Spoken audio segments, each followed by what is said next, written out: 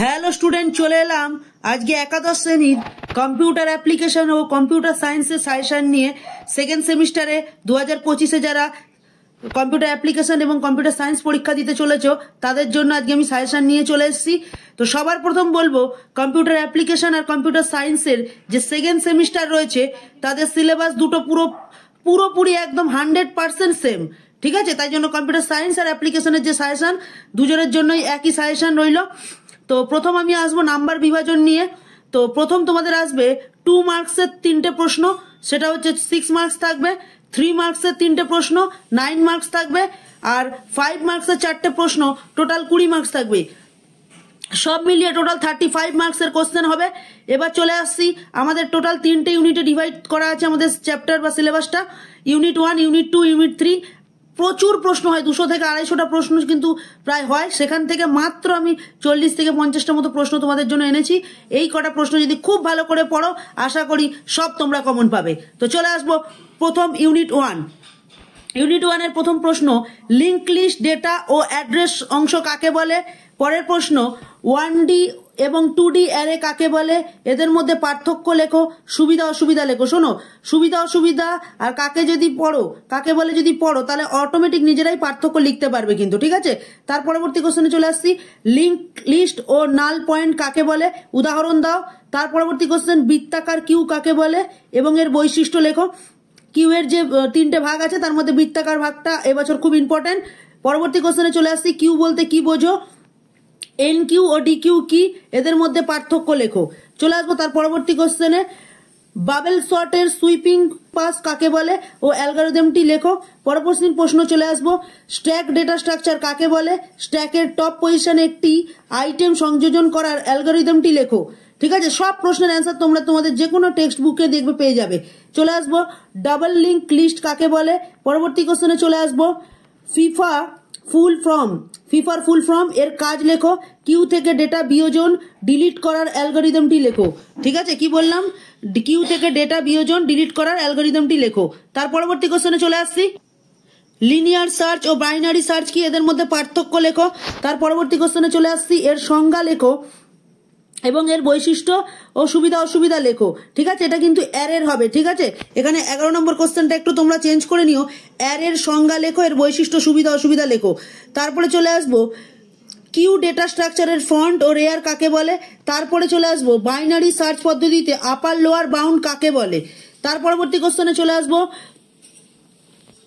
Recognition বলতে কি বোঝো, কিভাবে কাজ করে, এর উদাহরণ দাও। তার পরবর্তী কোশ্চেনে চলে আসবো, লিঙ্ক লিস্ট ও অ্যারের মধ্যে পার্থক্য লেখো এবং এর সুবিধা অসুবিধা লেখো। ঠিক আছে, তার পরবর্তী কোশ্চেনে চলে আসছি আমরা। এই ছিল আমাদের 15টা প্রশ্ন।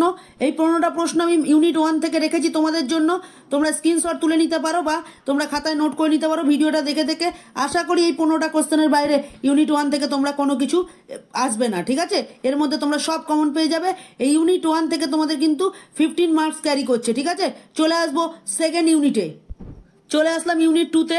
ইউনিট 2-তে সব থেকে ইম্পর্টেন্ট HTML এর সমস্ত ট্যাগগুলোর নাম ও কাজ খুব ভালো করে পড়বে। এখান থেকে তোমরা কিন্তু ভালো কোশ্চেন কমন পাবে, অন্তত 4-5 নম্বর এখান থেকে কমন পেয়ে যাবে। চলে আসবো পরবর্তী question, ring topology, bus topology, star topology বলতে কি বোঝো? উদাহরণ দাও এবং এদের মধ্যে পার্থক্য লেখো। তারপরে চলে আসবো পরবর্তী কোশ্চেন, অ্যানালগ সিগন্যাল ডিজিটাল সিগন্যালের মধ্যে পার্থক্য লেখো। পরবর্তী কোশ্চেন, ক্লায়েন্ট সার্ভার ও পেয়ার টু পেয়ার সার্ভারের প্রযুক্তি বলতে কি বোঝো? তার পরবর্তী কোশ্চেন, ওপেন ট্যাগ ও কন্টেনার ট্যাগ বলতে কি বোঝো এবং উদাহরণ দাও। পরবর্তী কোশ্চেন চলে আসছি, সিঙ্কোনাস ও অ্যাসিঙ্কোনাস ট্রান্সমিশন কাকে বলে? এদের মধ্যে পার্থক্য লেখো। তারপরের প্রশ্ন চলে আসবো, ব্র্যান্ড উইথ বলতে কি বোঝো? তার পরবর্তী কোশ্চেনে চলে আসবো, হাইপারলিংক কাকে বলে? বট বলতে কি বোঝো? বিপিএস কি, এটি কি নির্দেশ করে? তার পরবর্তী প্রশ্ন, CSS কি? HTML এর ওয়েব পেজে এটি কি কাজে ব্যবহার করা হয়? তার পরবর্তী কোশ্চেন, STP ও UTP কি, এদের সম্পূর্ণ নাম লেখো। পরবর্তী question, twisted pair cable, coaxial cable, fibre optic cable, এদের কাজ, পার্থক্য, সুবিধা অসুবিধা লেখো।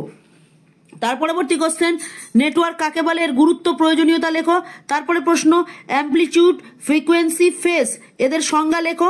এবার এদের মধ্যে সংজ্ঞাটা পড়ে রাখবে, যদি পার্থক্য আছে তোমরা কিন্তু নিজেরা লিখতে পারবে। চলে আসবো তার পরবর্তী কোশ্চেন, সিমপ্লেক্স, আচ্ছা সিমপ্লেক্স ওটা হাফ ডুপ্লেক্স হবে কিন্তু, সিমপ্লেক্স, হাফ ডুপ্লেক্স, ফুল ডুপ্লেক্সের মধ্যে পার্থক্য লেখো। পরের প্রশ্ন, মোডস অফ কমিউনিকেশন কি, সার্ভার কি। পরের প্রশ্ন পিয়ার টু পিয়ার নেটওয়ার্ক বলতে কি বোঝো। তারপরে প্রশ্ন সমান্তরাল শ্রেণী পরিবহন বলতে কি বোঝো। তার পরবর্তী কোশ্চেন চলে আসবো পৃথক পরিবহন ও যুগপথ পরিবহনের মধ্যে পার্থক্য লেখো। তার পরবর্তী কোশ্চেন চলে আসবো গাইডেড মিডিয়া ও আনগাইডেড মিডিয়ার সংজ্ঞা লেখো, এদের মধ্যে পার্থক্য সুবিধা অসুবিধা লেখো।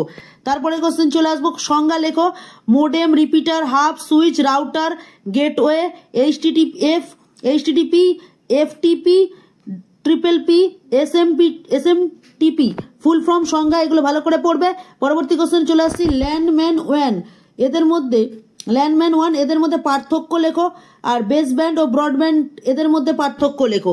এই ছিল আমাদের ইউনিট 2 এর 20টা কোশ্চেন। প্রচুর প্রশ্ন কিন্তু তোমরা এখানে দেখতে পাবে, তার মধ্যে আমি কিন্তু মেন ইম্পর্টেন্ট 20টা কোশ্চেন তোমাদের জন্য রেখেছি। এগুলো মাত্র 2 নম্বরের করে কোশ্চেন, খুব একটা পড়তে সময় লাগবে না। যদি পড়ো খুব মন দিয়ে তাহলে আশা করি তোমরা ইউনিট 2 থেকে পুরো কমন পেয়ে যাবে। আর ইউনিট 2 তে কিন্তু আছে 15 মার্কস। চলে আসবো নেক্সট ইউনিট 3। চলে এলাম ইউনিট 3, এখান থেকে কিন্তু 10 মার্কস ক্যারি করছে। চলে আসলাম ইউনিট 3, এখান থেকে 10 মার্কস ক্যারি করছে। সুতরাং এই চ্যাপ্টারটা কিন্তু খুব ইম্পর্টেন্ট এবং এটা পুরো থিওরিটিক্যাল। একটু যদি ভালো করে পড়ো তাহলে নিজের মতো করে লিখতেও পারবে। চলে আসবো ম্যালওয়্যার কাকে বলে, এটি কিভাবে শনাক্ত করা যায়। পরের কোশ্চেন ভাইরাস কি, কয় প্রকার ও কি কি। পরের কোশ্চেন ট্রোজান কি, ট্রোজান হর্স কি, এর প্রতিরোধ করার নিয়মগুলি লেখো। তারপরটা হচ্ছে ই ওয়েস্ট কি, উদাহরণ দাও। তারপরে কোশ্চেন ই ওয়েস্ট ম্যানেজমেন্ট কিভাবে করা হয়। তারপরে কোশ্চেন সাইবার ক্রাইম কি, এর বৃদ্ধির কারণগুলি লেখো। তারপরে কোশ্চেন হ্যাকিং কি, হ্যাকারের প্রকারভেদ বৈশিষ্ট্য লেখো। তারপরে কোশ্চেন ইভসড্রপিং কি, রক্ষা পাওয়ার সতর্কতা লেখো। ফিশিং কি। তারপরে কোশ্চেন র্যানসাম ওয়্যার কি, এদের উদাহরণ দাও। তারপরেরটা সাইবার ট্রোল কি, এটি বৃদ্ধি পাওয়ার কারণগুলি লেখো এবং এটি নিরাপত্তার কারণগুলি লেখো। চলে আসবো পরের কোশ্চেন সাইবার ক্রাইমের প্রকারভেদ লেখো এবং এর ফলে সমাজে কি কি প্রভাব পড়ে তা লেখো। পরবর্তী কোশ্চেন কপিরাইট কি, দুটি ওয়েব ব্রাউজারের নাম লেখো। খুব ইম্পর্টেন্ট কিন্তু এই কোশ্চেনটা। পরের কোশ্চেন ডিজিটাল ফুটপ্রিন্ট কি, পেটেন্টের মূল বৈশিষ্ট্য কি। পরের কোশ্চেন ট্রেডমার্ক কি। তারপরটা র্যানসাম ওয়্যার বলতে কি বোঝো, এর প্রকারভেদ ও কাজ লেখো। তারপরে কোশ্চেন ই বজ্র কাকে বলে, এর ক্ষতিকারক প্রভাব লেখো। তার পরবর্তী কোশ্চেন ফিশিং ও হ্যাকিং এর মধ্যে পার্থক্য লেখো। ইমেল ফিশিং জালিয়াতি করার সুরক্ষিত রাখার উপায়। আবার বলে দিচ্ছি কোশ্চেনটা, ফিশিং ও হ্যাকিং এর মধ্যে পার্থক্য লেখো। ইমেল ফিশিং জালিয়াতি করা সুরক্ষিত রাখার উপায় লেখো। সুরক্ষিত রাখার উপায় লেখো। চলে আসবো পরবর্তী কোশ্চেন পেটেন্ট কি, কোন কোন মানদণ্ডের উপর আমরা পেটেন্টের অধিকার পেতে পারি। তারপরের কোশ্চেন অনলাইনে তথ্য সুরক্ষা ও গোপনের জন্য কি কি পদক্ষেপ নেওয়া যেতে পারে। এটা কিন্তু খুব ইম্পর্টেন্ট কোশ্চেন। তো এই ছিল আমাদের ইউনিট 3 20টা প্রশ্ন, খুব ইম্পর্টেন্ট। তোমরা একবার যদি ভিডিওটা থেকে স্ক্রিনশট তুলে নিতে পারো বা ভিডিওটা পুরো দেখে তোমরা কিন্তু খাতায় নোট করে নিতে পারো কোশ্চেনগুলো। এই ছিল আমার মাত্র 40 থেকে 50টা মতো প্রশ্ন। আশা করি এই প্রশ্নগুলো পড়লেই তোমরা কিন্তু 100% গ্যারান্টি দিলাম তোমরা 90+ কমন পেয়ে যাবে। মানে সুতরাং এখানে তোমাদের 35-এ পরীক্ষা হচ্ছে, মিনিমাম 30 থেকে 32টা নম্বর তোমরা কিন্তু এই সাজেশন থেকে কমন পেয়ে যাবে। ঠিক আছে, যদি ভালো লাগে ভিডিওটা অবশ্যই বন্ধুদের মধ্যে শেয়ার করে দিও আর মন দিয়ে তোমরা পড়ো। আশা করি তোমাদের পরীক্ষা ভালো হবে। আর ভালো লাগলে চ্যানেলটিকে সাবস্ক্রাইব করে দিও। ঠিক আছে, আজকের ভিডিও এই পর্যন্তই। দেখা হচ্ছে নতুন কোনো ভিডিওর সাথে। আর যারা কম্পিউটার অ্যাপ্লিকেশন নিয়ে 12-এ পড়তে চাইছো বা কম্পিউটার সায়েন্স নিয়ে 12-এ ভর্তি হতে চাইছো, তারা আমার ডেসক্রিপশনে দেওয়া নাম্বারে আমার সাথে কন্ট্যাক্ট করো। তোমাদের অনলাইন অফলাইন দুটো ব্যাচের ব্যবস্থা থাকবে, তোমরা কিন্তু পড়তে পারো। ঠিক আছে, তো ভালো করে পরীক্ষা দিও। অল দ্য বেস্ট সবাইকে। চলো টাটা।